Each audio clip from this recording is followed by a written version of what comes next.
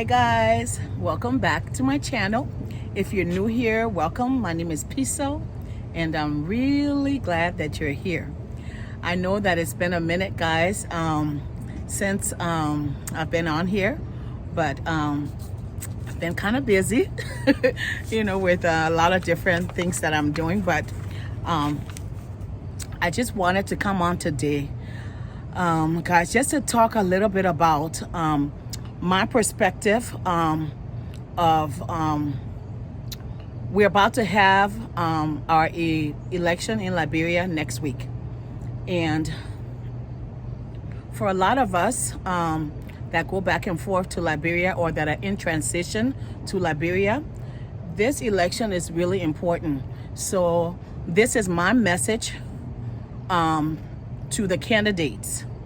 And so I'm not a big political person. I really don't get into politics a whole lot, but I do have a perspective, and I do have concerns, and I do have just little things, some things that I wish would be improved on, that I feel will help the country overall.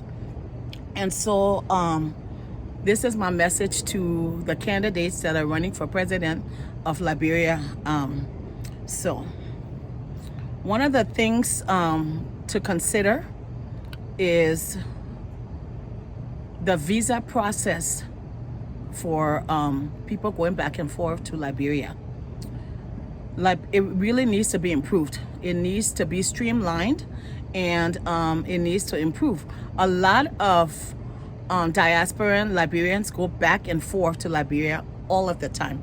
I believe that a lot of the revenue, the Liberian government accumulate a lot of revenue from just the visa process, or the payments that are coming from visa, which is okay. People don't mind paying for the visas going back and forth to Liberia, but the process really needs to improve. Right now, when I first started going back and forth to Liberia almost 20 years ago, the process was send your passport other states, either to DC, Atlanta, or New York, okay, and then it would come back. You'd send yourself a self-addressed stamp envelope, and overnight something you pay for it and we send it back to you. That was we used to have Chicago way back when. I believe Way was the consulate back then. We could get it from Chicago then. It was the same process too, but after a while that stopped down. It was just East Coast, and which is like a huge hassle, because mailing it, then you're like, oh, I wonder if it will come. I wonder if it will come on time. You call, you check on it, it's still working on it. I'm like, it's like, and then it was wonderful when they had they opened the consulate here in Minnesota, which made perfect sense, because Minnesota has the most Liberians in the United States. It made sense for them to have a consulate here. And this consulate serves so many other states. Chicago, North Dakota, Iowa, South Dakota, all these neighboring states. Okay, it served those states as well, and it was working for. I do not know why the consulate was closed here. Now that process is back to, I feel like it went backwards in time, Now we got to go back to doing those things. Another thing that I feel is going to, that the candidates need to consider too, we talk about tourism in Liberia. We want more tourism. All these young people, YouTubers, are going around showcasing Liberia. The beautiful places of Liberia. All of them are like doing such a good job. All right, traveling from county to county showcase. But if we don't have the process that's going to encourage tourism, it makes no sense. Look at that place. We got beautiful places that are opening up. Libasa just opened their other place, Eco Lodge over in Pasa. That place is so beautiful. We want to encourage more tourists to come to these beautiful, unique spots that really, I think, will really draw tourists if the process was smoother, but it doesn't. There is a little bit, while we hear there's visa upon arrival for certain people, but it's not readily available to the everyday people. Who gets a visa on arrival? Even if you say that is available to tourists, is it really available to tourists, and at what cost? You know, what is the process? It is not clear at all. Okay, so I really encourage these candidates, whoever, okay, is running for president, all the people that are running for president right now, to consider this, because that's really going to help the country. We want to draw more people to invest in Liberia, okay? Not just the Liberian diasporans that are going. We're going to go regardless, because that's our country. But you say you want to encourage more outsiders to come and invest in the country. This is not the route. You want to be able to have policies in place that's really going to streamline that process and make it easier for other people to come. Also, repatriation, okay? A lot of African Americans and a lot of other people want to go to Liberia to see about, maybe they want to settle in Liberia, maybe they want to, you know, build their house, they want to go there and stay. Like, what are we doing to encourage that process? You know, repatriatism, expatriatism, all of those things, tourism. Please consider that. That's one of the things that I encourage.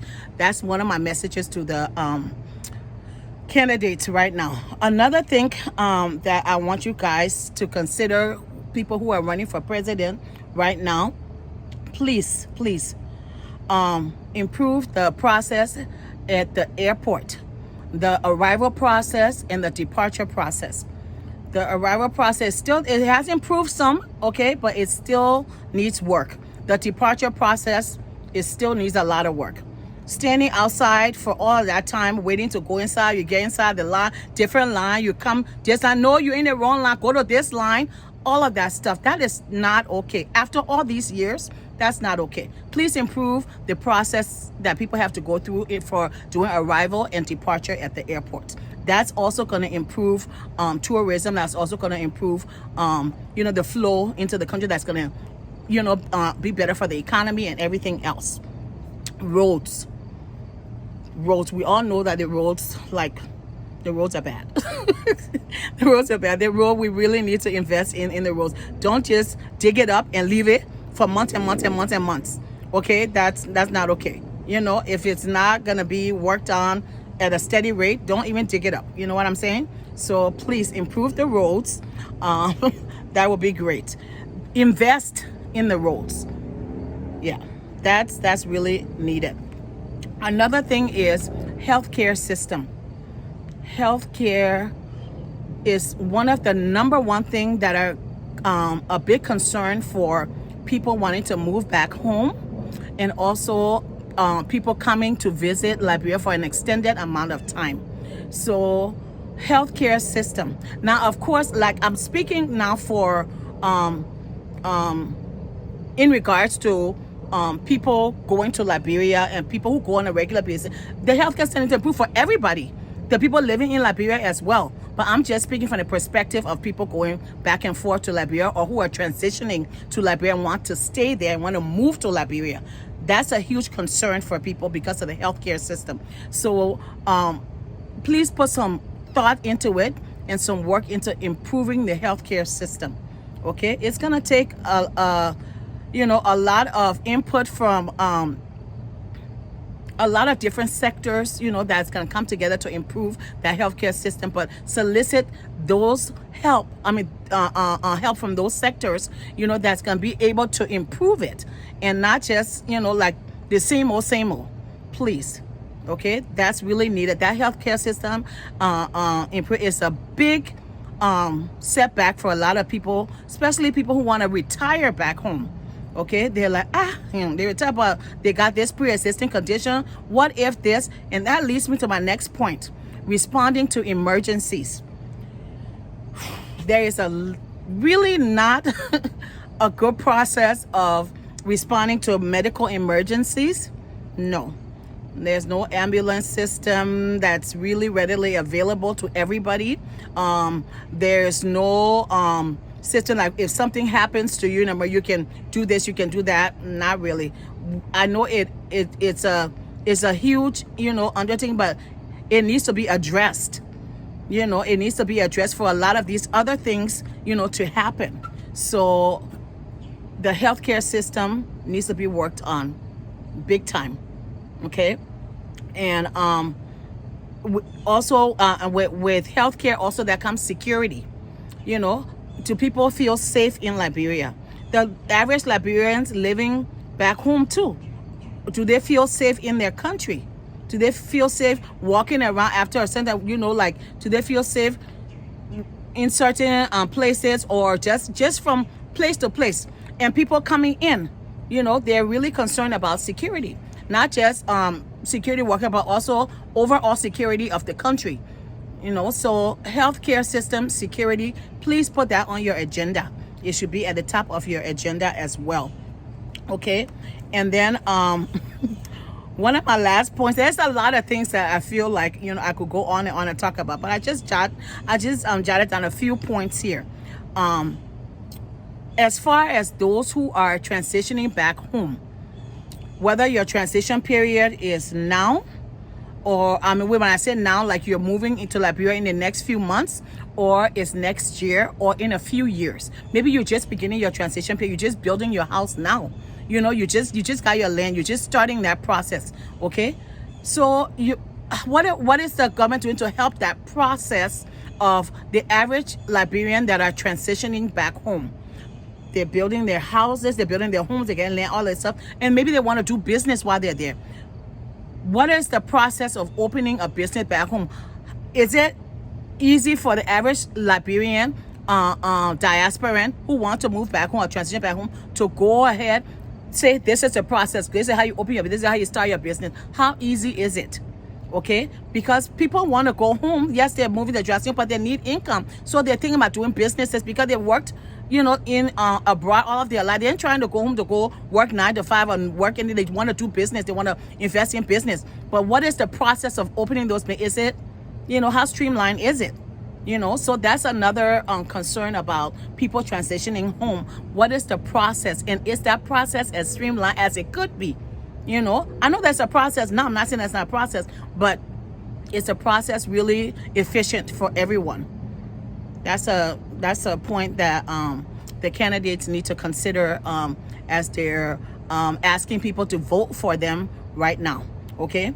Another thing that I want people to think about, and the candidates to think about, now people are transitioning back home.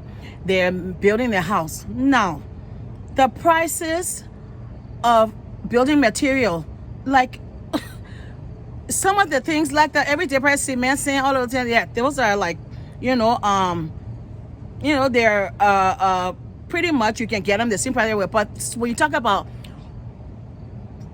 like things that are not everyday things, zinc is there, all that. But if you choose, for example, you choose to get Decra, you want to do Decra for your roof, Decra roofing.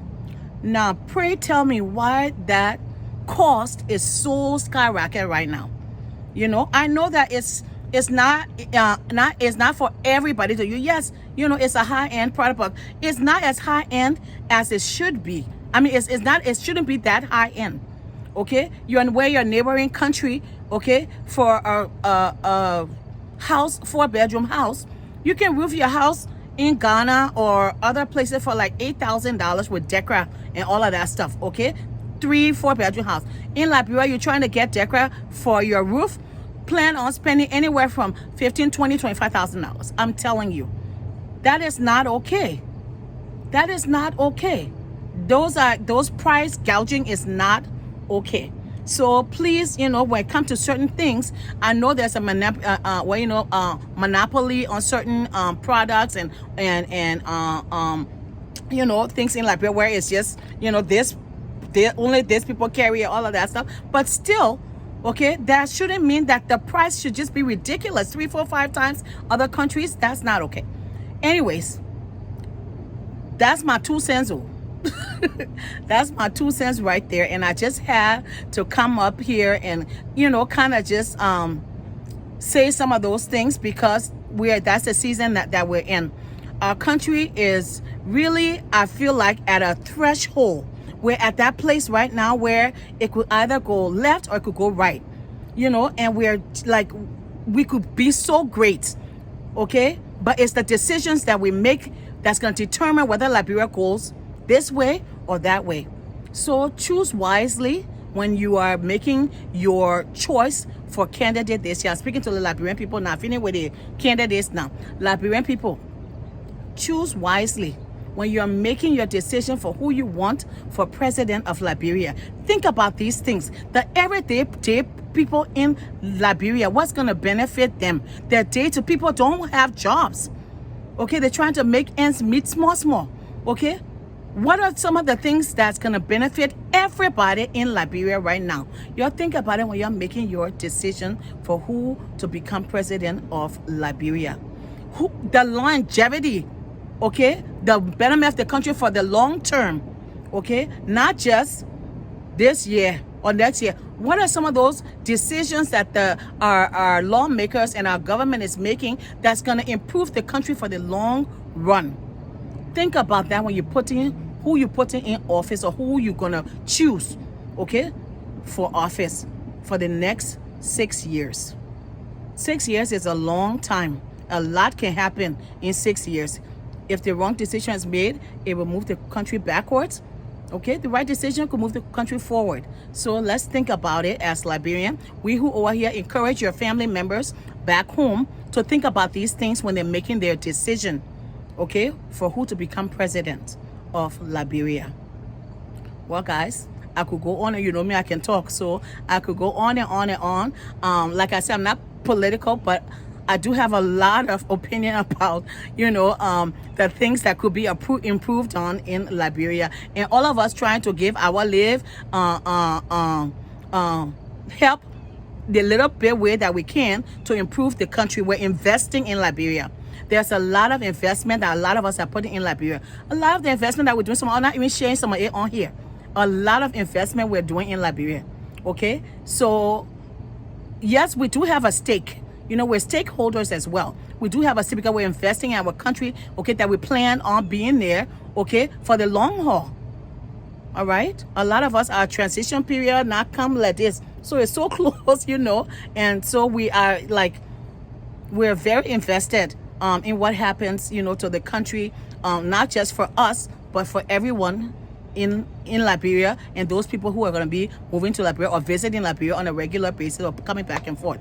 So I beg you, my people, let's consider all of that, all right? And let's continue collectively to make Liberia the best that it can be. All right, thank you, guys. I'll talk to you guys soon. I'm going on another trip, okay? Maybe I'll carry you guys with me again, all right? Then after the trip, then we'll talk about all the other stuff, that we're doing in Liberia, all right? But right now, it's election season. Let's just agree, okay, to all be dedicated to the process in making this election season safe and the best, in which praying for the best outcome and actually being part of the best outcome. All right, and that includes making the right decision for your for who you're voting for. All right, guys, I'll talk to you all soon. Bye.